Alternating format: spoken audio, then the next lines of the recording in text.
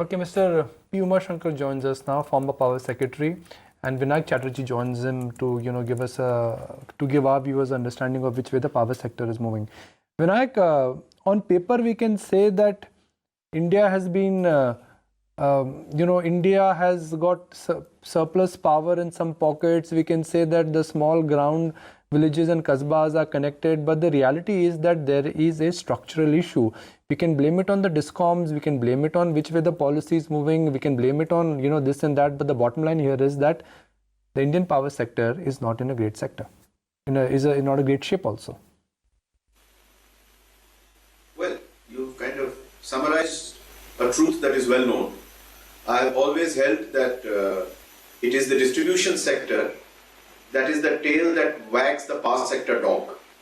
And in a sense, it is the travails and the structure and the performance of the Discoms that, to my mind, are the centerpiece of the stress in the overall power sector. Whether it is in generation, or whether it is in supply of power, or whether it is liquidity in terms of payments in time, or whether it is inability to check what is called AT&C losses.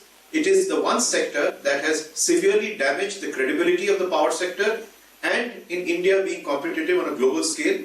So I am a big critic of the way the distribution sector has been handled in the last 3 decades. It is not a new phenomenon. We have allowed this cancer to creep in with complete political and bureaucratic inaction for almost 30 to 35 years. And finally we are hearing the music that the central government has to do 2 things. It has to issue a diktat that a Discom cannot buy power unless it opens an LC. And secondly, the fact that load shedding is increasing because the Discoms cannot buy the power, and it requires the power minister to enjoin all state power ministers and secretaries to look at urgent measures to involve private sector participation in the transformation of the Discoms. But let me stop here. So, Vinayak, the Discoms will only be sorted if there is enough and more financial ability at the state level. At the state level, some would say there is politics, there is this entire administrative cost, and also the willingness to reform some of these Discoms. I think all of them are missing. So what is the way out? What would be the out of jail card for the power sector to emerge as a sector which could be profitable, which will attract investments, and which will contribute to India's growth? Out of all the reasons mentioned, none are important. There's only one reason, which is the inability of Discoms to run a professional, correct operation.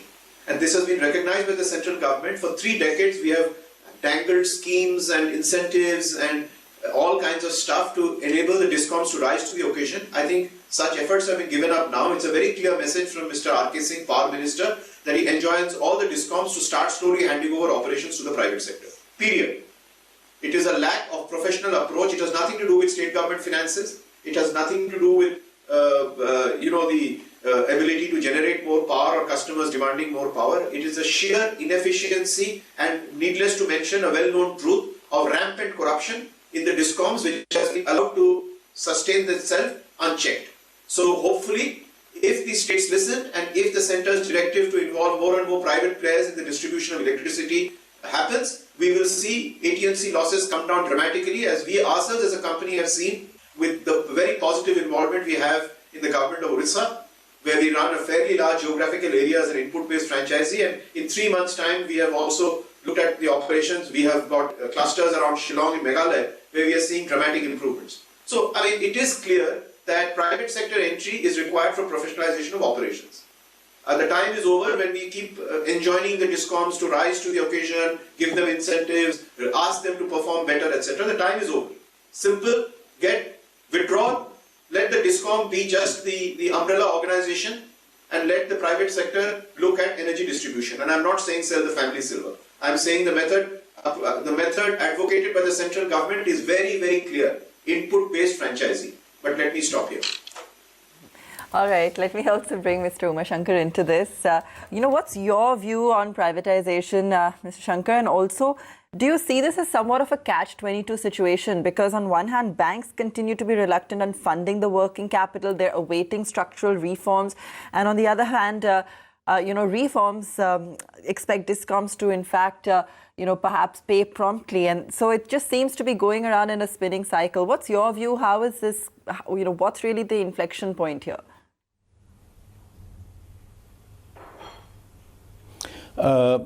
The idea of privatization may be good, but I am wondering how attractive that will be to the state governments, whether they will buy this idea. What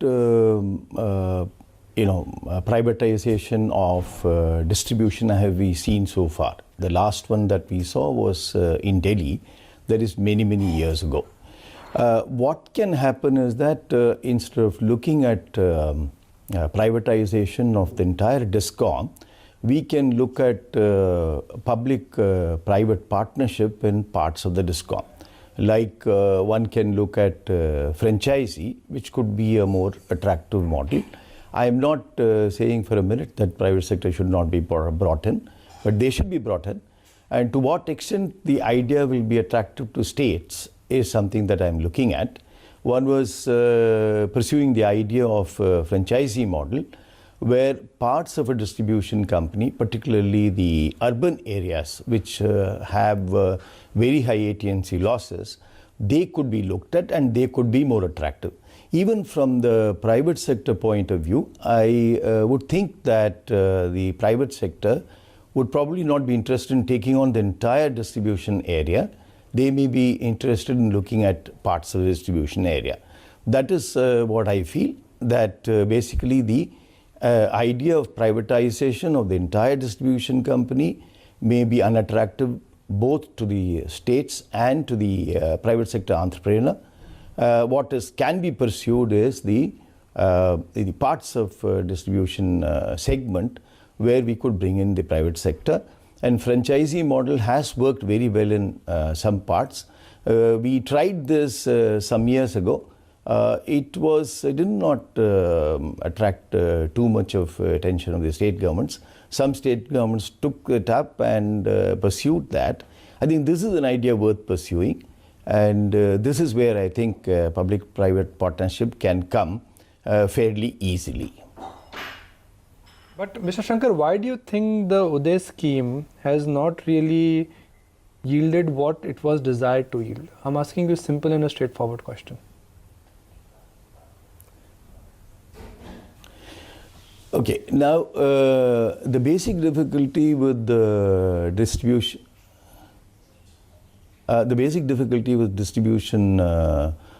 companies is their inability to raise tariffs. What did Uday 1 do? The Uday 1 took away the burden, 75% of the burden of debt on Discoms was reduced. That's good. But then now we understand that the debt of Discoms is creeping back to pre-Uday levels. What else did it do? It was bringing down the difference between the revenue and cost of supply. It was to have been brought to zero, but that has not happened. It's probably at 25-30 paise per unit. The basic issue here is that distribution companies and the states and all the stakeholders involved do not look at increasing tariffs. Tariff increase itself is something that is just nobody wants to look at that. That is, I think, the reason why distribution companies are in the shape they are in. The Uday 1 or even the one before that, the financial restructuring, saw removing the debt burden or reducing the debt burden as a temporary measure, which will help the Discoms to increase tariffs and reduce AT&C losses and so on, so that year to year they don't make losses. That has not happened. There is a need to ensure that the tariffs are increased. AT&C loss reduction, it was at, I believe, 22% before Uday, and it has been brought down to 18, and whereas the target was to bring it down to 15. I mean, these figures are, the AT&C loss figures are something which can be doubted. The authenticity is questionable. But increasing tariffs, what I see is that in the last several years after Uday was initiated, tariff increases have been intermittent and inadequate. This is, I think, the biggest area of difficulty for the distribution companies. I even hear that there are cases where distribution companies asked for tariff increase, but the regulator did not allow it.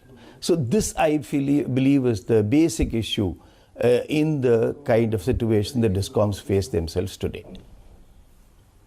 Just taking... Now, what is to be done about this is a question we can discuss. Sure. Fair point.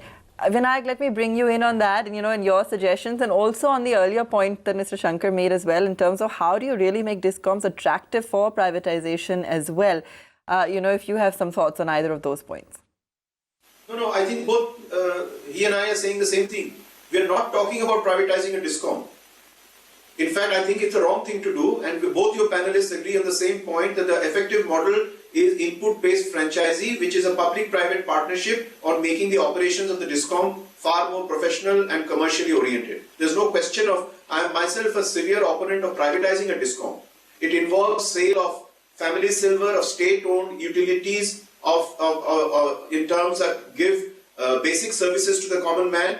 The government can raise funds at the cheapest interest rates to invest in the transmission and distribution business, and the private sector in today's policy regime cannot be exposed to both ends of the policy risk, which is one in the price at which it buys power, which fluctuates hugely, and the regulatory risk of tariffs, which the other panelists spoke of just now. So the input-based franchising model, see, this word privatization is a big umbrella word. Don't confuse the word privatization with sale of Discom.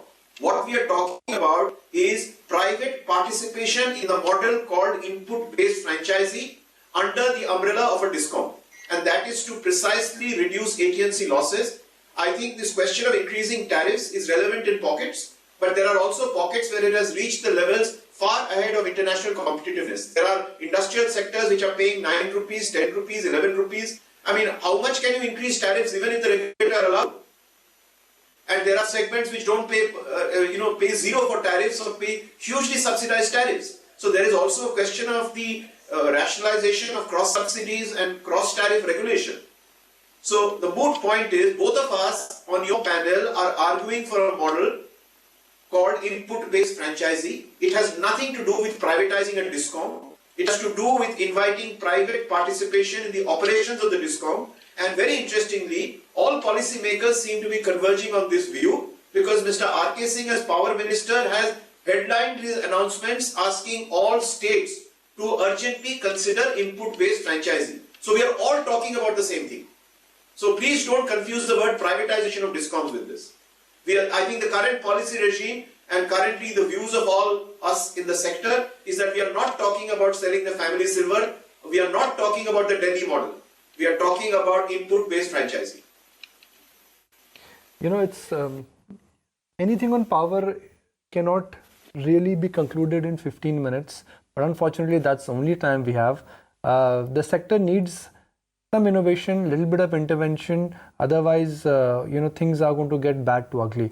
Gentlemen, I'm afraid we'll have to leave it there. And I promise that next time when we speak, we'll talk about solutions and we'll take this entire, idea from Vinayak slightly forward as to the kind of model he's proposing. But for the moment, I need to take a